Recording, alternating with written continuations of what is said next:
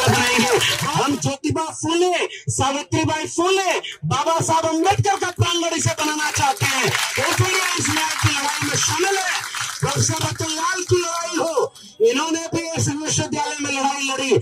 हमने, प्रोफेसर ऋतु ने और तमाम लोगों ने इसी जगह पर खड़े होकर के, प्रोफेसर रतनलाल गवाह है, जब 56 इंच की छाती की बात की गई तो 13 पॉइंट रोस्टर पर उसे झुकाया है और अपनी जीत तब्दील की है। आज इस दिल्ली विश्वविद्यालय में 2-2 मिनट, 1-1 मिनट का इंटरव्यू लेकर के नौकरी दी जा रही है। जो संघ और आरएसएस की शाखाओं में दीक्षा लेके आ रहे हैं, उनको यहाँ पर कैडर की तरह भरा जा रहा है, ताकि जो मां सरस्वती का पावन प्रांगण कर करके मंडल आंदोलन का विरोध करते थे, वो इस विश्वविद्यालय को वापस सरस्वती का पावन प्रांगण बनाना चाहते हैं। मैं इस विश्वविद्यालय में बार बार कहता हूं कि मैं भी एक ठेके पर प्रोफेसर हूं।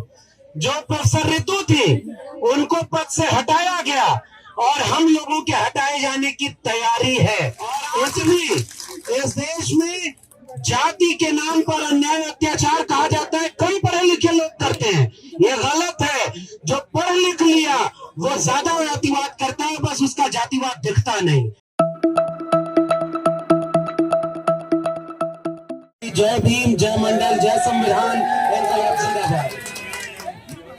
आज अब चूंकि ये एक प्रतिरोध मार्च है और मार्च करने के लिए यहाँ इकट्ठा हुए हैं, तो बिल्कुल अब ज्यादा समय न लेकर के मैं 2 मिनट में अपनी बात रखता हूँ। सबसे पहली बात, दिल्ली विश्वविद्यालय के अब तक के इतिहास में कई बार प्रोफेसर रतनलाल यहाँ पर हैं। इस देश का सबसे बड़े विश्वविद्यालयों में से एक है दिल्ली विश्वविद्यालय। 1922 में बना और 2022 में 100 साल पूरा हुआ। हम जानते हैं कि इस विश्वविद्यालय में, ये विश्वविद्यालय जातिवाद के घोर अड्डे बने रहे। यहाँ जाति देख करके लोगों को रोका गया। मंडल आंदोलन जब आया तो मंडल के विरोध में यहाँ पर क्रांति चौक बना था।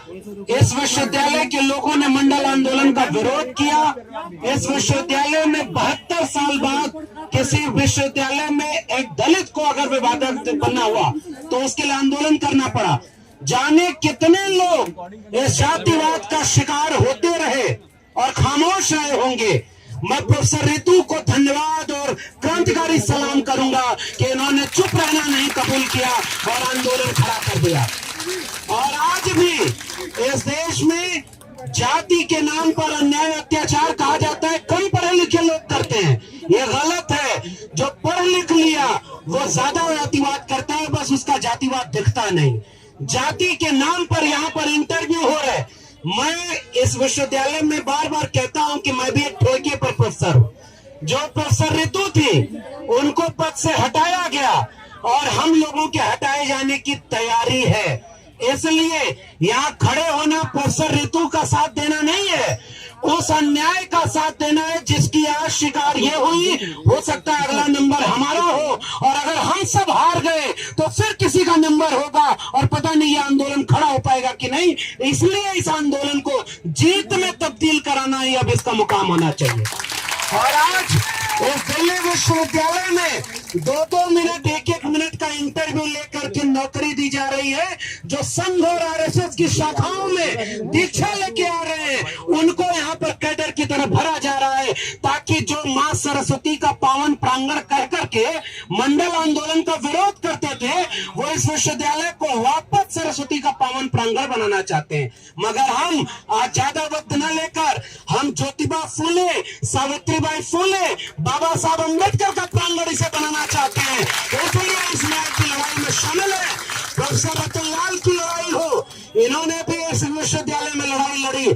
हमने, प्रोफेसर ऋतु ने और तमाम लोगों ने इसी जगह पर खड़े होकर के, प्रोफेसर रतनलाल गवाह है, जब 56 इंच की छाती की बात की गई तो 13 पॉइंट रोस्टर पर उसे झुकाया है और अपनी जीत तब्दील की है। और आज मैं प्रोफेसर ऋतु को इस बात के लिए फिर से बधाई दूंगा। इस जगह पर जाने कितने हमले हुए, लोग ताना मारते रहे कि इनको पढ़ाना नहीं है, इनको निकाल दिया। मैं आपसे एक और बात कहना चाहता हूं, जैसे प्रोफेसर ऋतु को निकाला ना, ऐसे जाने कितने सैकड़ों प्रोफेसर को जिसमें दलित पिछड़े थे उनको निकाला गया, वो डर गए, वो चुप रहे और उन्होंने उसके लिए आवाज नहीं उठाई। और आज प्रोफेसर रितु ने ये आवाज उठाई है तो ये आने वाली पीढ़ियों के लिए रास्ता बनेगा।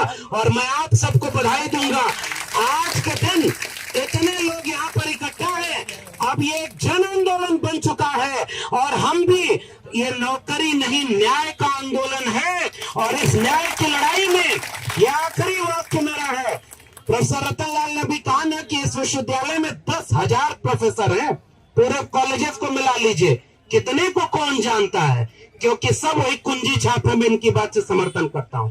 और अपने अपने लोगों को यहाँ कैडर देख करके नौकरी दे रहे और हमारे ऊपर जांच बैठाते हैं कि बाहर जाकर के आप बोलते क्यों हैं। अरे प्रोफेसर हम बाद में हैं, हमारे हाथ में कलम और किताब तब आई जब फूले अम्बेडकर पेरियार ने आंदोलन किया था और इस विश्वविद्यालय में हमें रोका जा रहा है। इसलिए मैं प्रोफेसर रितु के इस आंदोलन के साथ खड़ा हूं और आखिरी दम तक खड़े रहेंगे। एक आखिरी बात है, आंदोलन बार बार नहीं खड़े हो पाते साथियों। कोई साथी जब हिम्मत करता है, आज भी लोग नौकरी से निकाले जा रहे, एक एक मिनट का इंटरव्यू लिया जा रहा, 15-15 साल पढ़े हुए लोग नौकरी से निकाल दिए। आप जाके कहिए कि आंदोलन करो, वो कहेंगे नहीं आंदोलन नहीं करेंगे, डरते हैं। कोई निडर अगर आपके सामने खड़ा हो जाए तो तब तक इसके साथ खड़े रहिएगा जब तक न्याय नहीं मिल जाता, और तब तक हम प्रोफेसरों के साथ खड़े रहेंगे इस वादे के साथ, इनको हमारी हिम्मत मिले, इस आंदोलन को हिम्मत मिले और इसे हम आरएसएस की शाखा वाला विश्वविद्यालय बनने की बजाय फूले अम्बेडकर पेरियार वाला और भारत के संविधान वाला विश्वविद्यालय बनाएंगे। बहुत बहुत धन्यवाद। जय भीम, जय मंडल, संविधान जिंदाबाद, उलगुलान जिंदाबाद, इंकलाब जिंदाबाद। कहते हैं दुनिया में दो ही वाद है देश में, एक मनुवाद, दूसरा अम्बेडकरवाद। ये अम्बेडकरवाद आपके सामने खड़ा है, देखेंगे ताकतवर कौन है, अम्बेडकरवाद की मनुवाद। और अभी मैं चाहती हूँ कि हमारे बीच में राष्ट्रीय अध्यक्ष समता सैनिक दल के भी हैं, लक्ष्मण प्रोफेसर यादव हमारे बीच में खड़े आए हो तो जाना नहीं, उनको सालों को दिखानी है अपनी ताकत, अम्बेडकर की ताकत, अम्बेडकरवाद की ताकत क्या होती है, आज हमने उनको दिखाना है। तो कोई भी, वो कहते हैं 1 इंच पीछे नहीं हटेंगे, हम भी 1 इंच पीछे नहीं हटेंगे।